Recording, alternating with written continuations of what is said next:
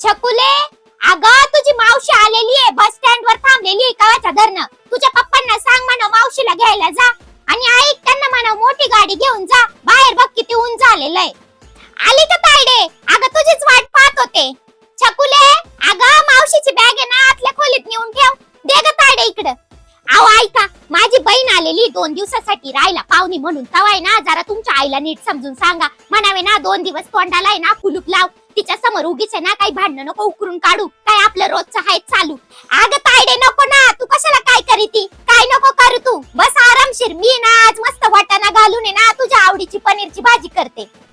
छकुले, अगं तुझ्या आत्याचा फोन आलेला होता. येऊ राहिली ती डम्मी. ऐक, ती आल्यावर विचारलं तर सांग मम्मीला बरं नाहीये म्हणून झोपली म्हणा मम्मी.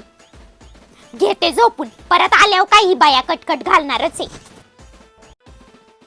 आला का ननंदबाई? छकुले, आत्याला पाणी आण ग. काय सांगू आवलय, हात पाय दुखू राहिलेले.